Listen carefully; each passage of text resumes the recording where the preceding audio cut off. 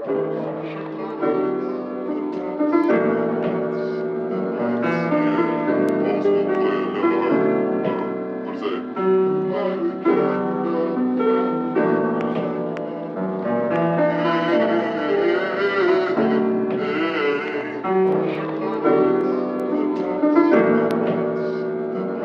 good morning, good evening, good afternoon. This is Talking to Myself, the part of the day where I talk to myself about things that I was thinking the night before while laying in bed.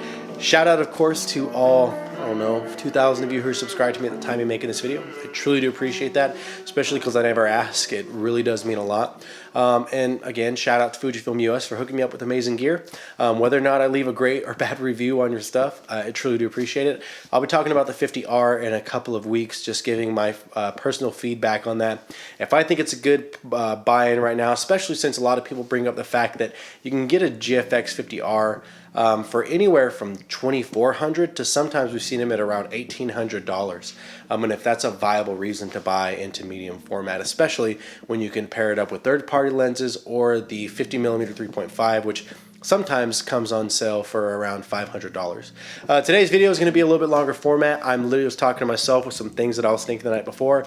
This is going to be something that is going to be, if you want to turn it on in the background, there won't be many photos or many video or anything like that shared right now. So you can actually turn it on in the background while you're editing and things like that. And if you're worried about missing something, you can always check in the timestamps down below.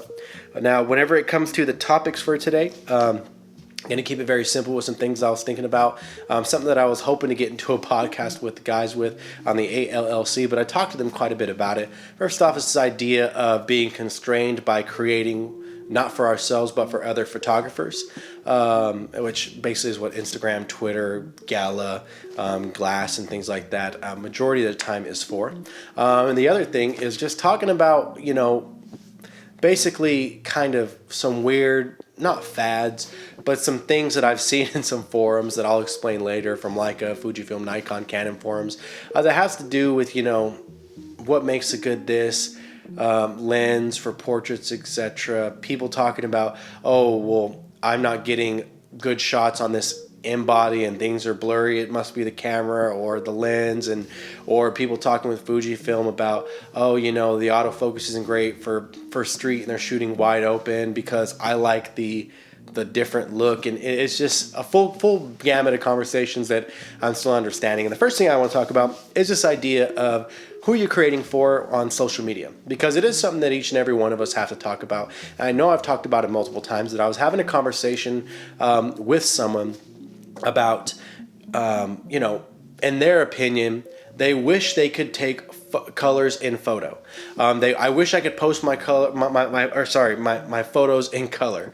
I wish that I could make this aesthetic or look at this aesthetic. Like, I know my camera does, like, I have some great photos, but the issue is I have a page fully dedicated to noir, to black and white photos, as they put it. I don't think it's specifically noir, but black and white photos. And it comes to mind because the question I asked was, well, who's going to be upset if you post a color photo? And the idea was, well, I don't want to break the aesthetic. And when you look at someone's followers like that, a lot of times people who follow your accounts whenever you're a photographer, they're other photographers. They're not customers. They're not potential leads. They're not always, former customers. Like, a lot of times you're actually being followed, if not majority, if not 99% of the time, it is strictly photographers. And when you're so worried about being kept and bound, and this isn't the only example I've heard of. I've heard people that shoot digital, but they have a film look. I've heard people that, they want to switch from Fujifilm, but they don't want to lose that Fujifilm bump. I've heard of people who, I've talked to one guy specifically who loves his Leica Q, but misses the fact that before the Leica Q he had a couple other bodies. He bought the Leica Q pretty high priced, but doesn't want to change now because he got a really big following once he switched to Leica. Even to the fact of people saying, like, the certain way they edit or they take a lot of street, that if they were to switch to portraits or vice versa, switch from portraits to street, they're not sure how people would take that or if that would do bad on their page. And again, it's the same thing that you run into whenever you watch YouTubers who are talking about, oh, I want to make stuff that is personal to me, but you guys, all you want is reviews and stuff like this, on a guy's channel who's basically made his name making majority reviews, who geared you and trained you on what to expect with this camera when he told you, oh, I'm going to be reviewing this, stay and watch out for this video because I'm going to be reviewing this in a couple weeks. That's the exact same thing. And it goes to this whole idea of social media on who are you creating for? And what exactly are you putting out there? And is it the consumer's fault for you being stifled and frozen in fear to create outside of the box that you've made yourself? Or is it your fault for assuming that, first off, everyone only expects one thing out of you and that you have any standard other than you being another sumbitch on the internet? Or is it even your fault for setting an expectation in your own head and taking yourself more seriously than you are? For example, I'm pretty sure that if the guy I was talking to, said, hey, I'm going to post this photo in color, that he would not lose 100, 300 followers overnight. People would not say, "This, I signed up for black and white, I'm leaving." But what cripples you by fear or stifles you in fear to make you feel that way? For the same reason why I see a whole bunch of YouTubers saying, oh, I want to make more personal stuff. Maybe I'll change up the channel. Let you know you guys are all here reviews. This is what you guys want. Well, viewers do drive the content. But the reason why you have the subscribers and the viewership that expects reviews and not vlogs is because for, let's say you've been on YouTube for 3 years, for 35 months, all you wanted to do was reviews and not vlogs. And now you want to change it up because you're burnt out of reviews when you're the one who set that standard. It doesn't matter if you lose a few people. When the checks were coming in great, you were all about it. And it's the exact same thing. You're fine with the standard you're setting for yourself whenever you're having this level of success, but at the moment the level of success starts to lean out, or you start getting bored with something because you've crippled and limited your, I apologize for saying crippled, but you've limited your creative ability because I have to follow this one aesthetic. Now you want to be mad at everyone else except for yourself. And that's the danger of coming out here and, creating for other photographers and creating for people other than yourself. First and foremost, you should be creating for yourself. I have a background in studio production, live production, and with post-production, things like that, for television, whatever. I've done a lot of these things, and to be honest with you, I don't want to do that for a channel like this. I don't. This talking head stuff and talking to myself and going on long rants is what I prefer. It's minimal in effort. I can still get everything I want out. I can talk the way I want to talk. And the standard is set right here that what I'm going to do is just this. And I never have to worry about, I've got to shoot this B-roll or get something cinematic and stuff, because this no BS kind of deal is what I've allowed for myself. So when people see, whether it's the couple of vlogs I've done or whatever, I'm not worried about not getting the right views because I put myself in a box. No, if you start off being yourself and start off doing what you want to do and creating for yourself, you kind of eliminate the possibility of ever feeling like I'm being manipulated or I can't create what I want to create. It really truly destroys that whole chance of that ever happening. And so I'm never running that position, but I know so many people. The girl who, she has the Leica Q, but I miss having an X Pro and I miss having an X100T and just being able to go out and shoot with those. I miss having two bodies. Everything's got to be with the Leica Q, et cetera, et cetera. Again, you're excited about the bump you got on the Q, but now you want to walk it back. I know someone who shoots strictly film, but their photos with a hashtag Fujifilm don't get the same love their photos with hashtag film get, and so they're going to spend more money on film. What does that do for you? You have 1,000 subscribers and now you can get into a creator fund, but what is pulling in $10, $15 a month versus your happiness? Now I get it. If you have a lucrative contract for $2,000, $3,000 a month, I wouldn't say anything. I would be quiet. If my goal on YouTube is to make $500 a month, and if I can do that, that's a little bit extra cash, boom, that's all I need. That is all I need. I would not be greedier past that point, and I'm not going to try to make content that's going to manipulate people into getting me past that point. I'm going to continue to make what I make. If I can get to $500 a month, I'd be totally happy.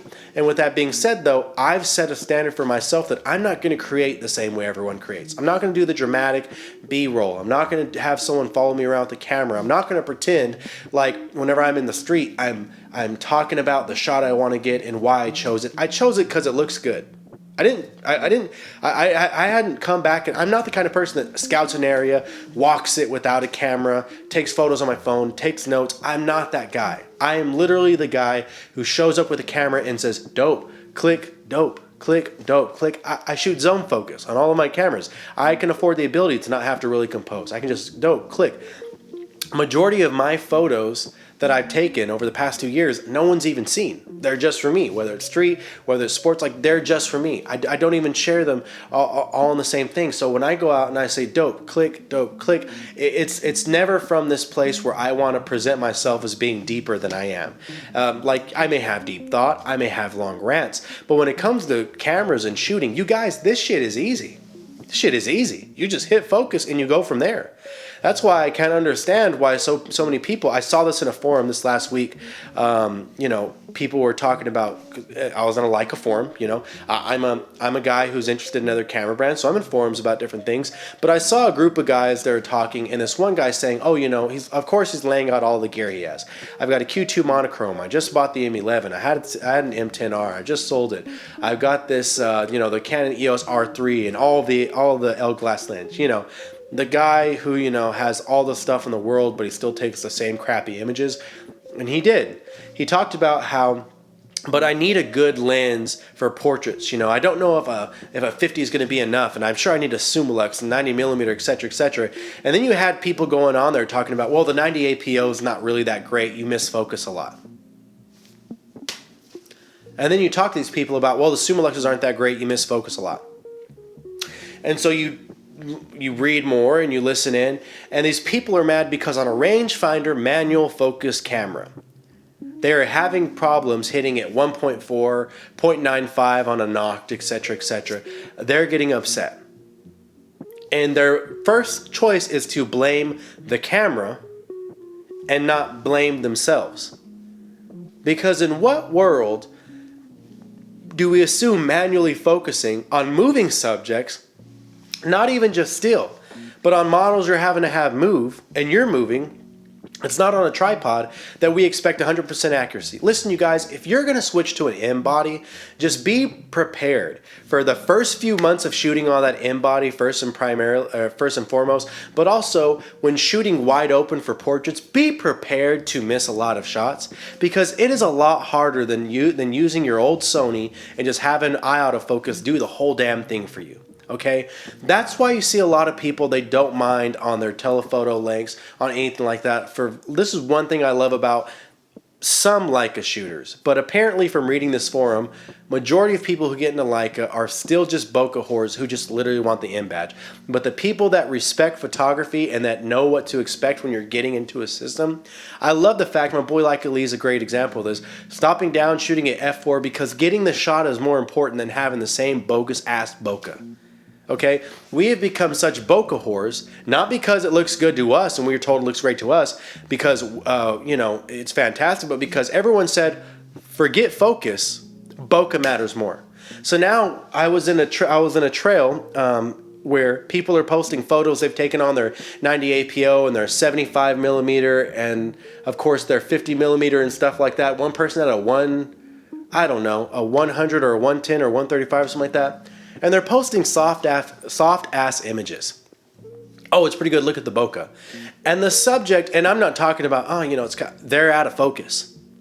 But everyone's hyping it up. There were like 3 guys on there who was like, oh yeah, I'm sure the 90 APO is horrible for portraits. Hopefully it was sarcasm.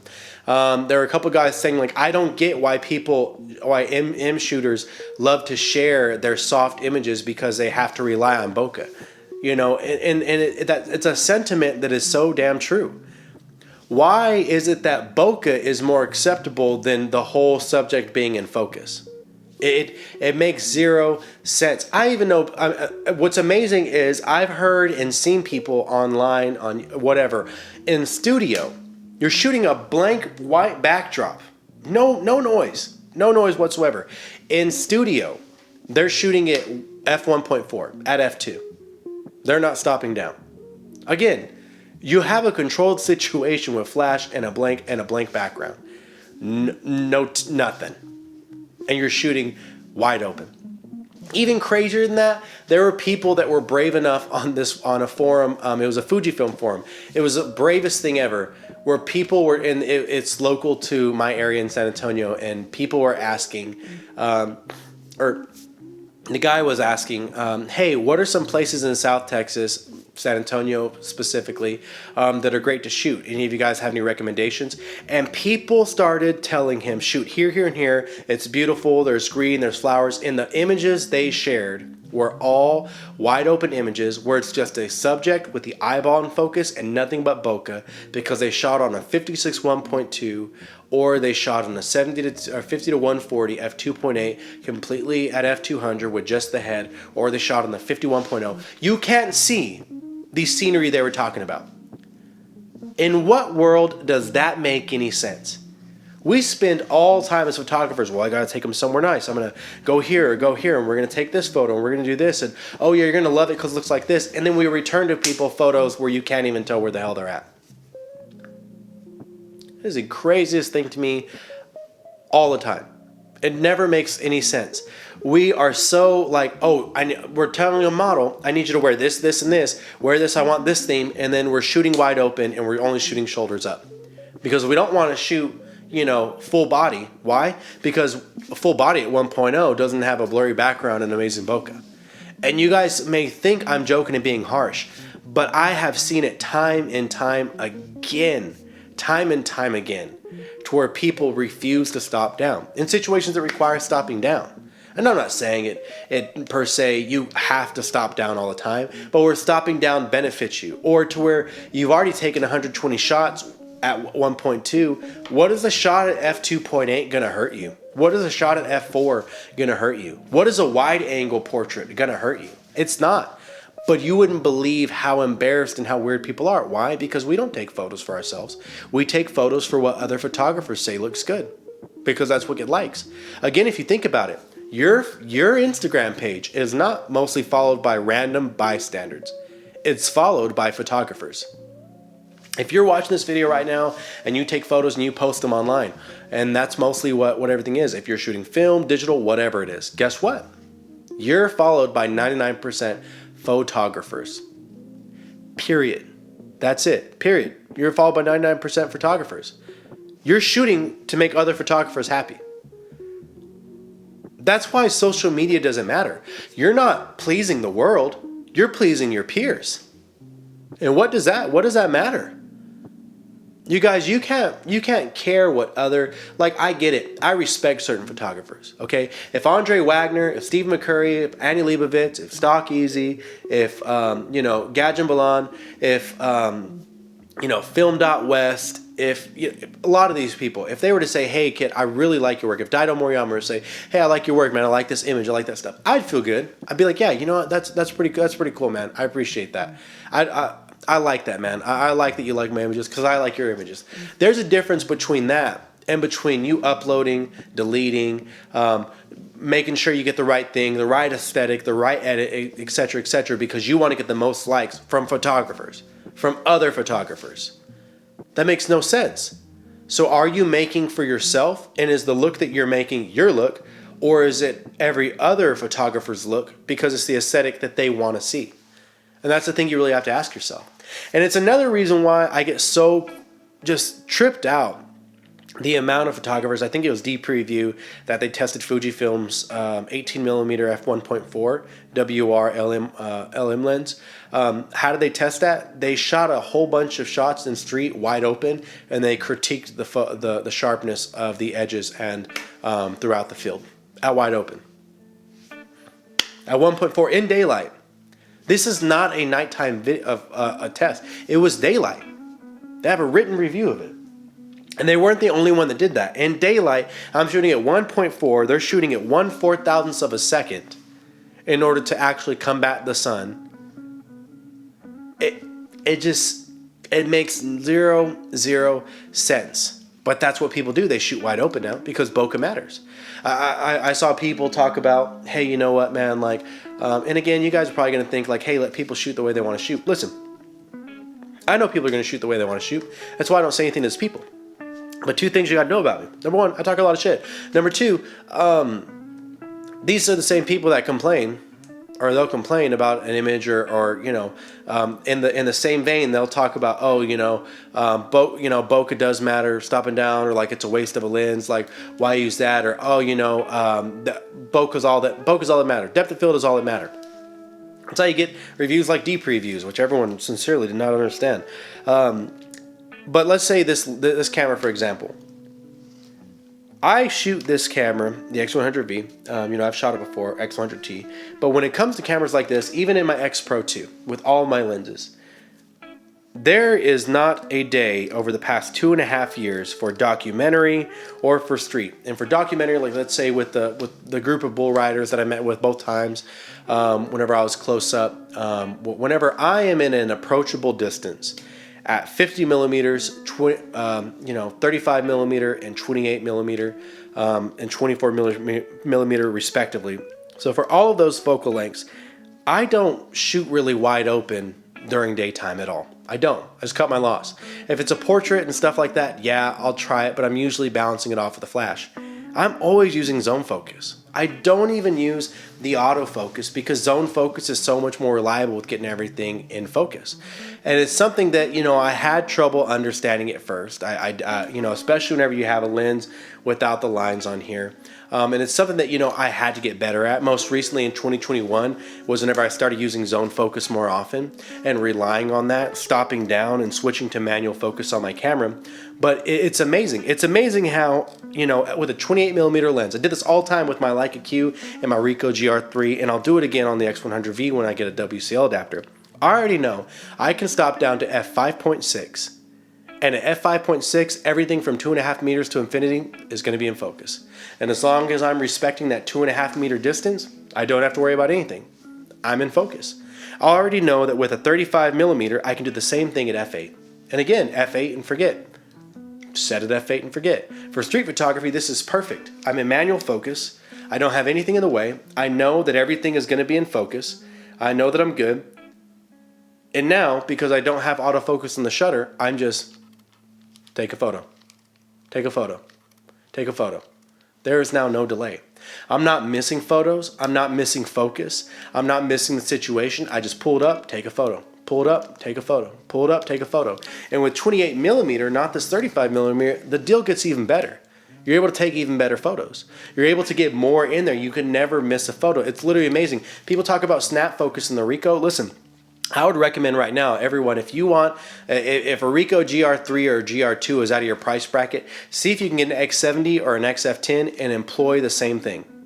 Employ the same thing. Switch to manual focus, switch it to f8, and just, or 5.6 because it's 18.5 millimeter, and just roll it over to 2.5 to infinity, or stop down to f8, and then everything from, you know, whatever, I think it's like 1 meter at that point, all the way to infinity is going to be in focus. And just snap. Just take photos. Just don't even worry. Just take the photo. Just take the photo. Just take the photo. A lot of my favorite street photography images, and even, you know, I think of whenever I was with Dennis Davis at Dennis Davis Bucking Bulls and watching this guy's buck and stuff like that, or even whenever I was with, I was with another bull man up there in Stephenville, Texas, and we were taking photos, and I'm trying to record video on one hand with an XH1 and catch a bull running and everything like that, and in the other hand, because I have it in this hand right here and I have a little grip, and on the other hand I'm taking photos of them as they're letting the bull go. You know, I'm doing two things at once because I can, because this right here is all you need to be able to take your photos. So I had my 18f2 on my X Pro 3, and you're just taking photos. You're capturing. But again, wide open shots aren't for everyone. Not everyone likes that. There are a lot of people that I've seen shooting street that they're just primarily shooting street, but it's not really street. It's car design. It's street portrait. It's detail work. You know, they're shooting it on a 35 millimeter or 28 millimeter lens, but it'd be better with 50 millimeter because they're just shooting detail. They're just shooting, you know, I'm going to shoot this branch. I'm going to shoot this stop sign. I'm going to shoot this window. I'm going to shoot this car, the front of this car, the back of this car. And I've done it too. But when it comes to actually taking photos of street, people on the street, people walking around, and things like that, especially across the street, zone focus helps. But you have so many people that would rather, oh, I kind of want to stay at 2.8, so my foreground's blurry. I kind of want to stay below f4, so my foreground's blurry, my background's blurry. And you're just going to focus on autofocus. Just have that on. And you're hoping it hits. And there are so many people that I hear and they'll complain about so many things. Oh, autofocus on Fujifilm is horrible for street. It can't catch on anyone. Just use zone focus.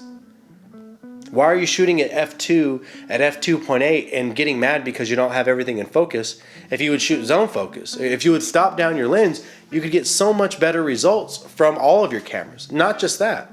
There were people that were on a Leica forum, they were talking about, oh, hey, this person picked up a 35mm Summilux and it got me thinking, you know, and I want to use it. And people are sharing their 35mm Summilux street photos, and majority of them were stopped down no more than f4 in broad daylight. And again, I'm not being a jerk and judging, saying there's not more than one way to take a photo, but at the same time, when people use that and say, you know, I misfocused on a few of these, but it works pretty well.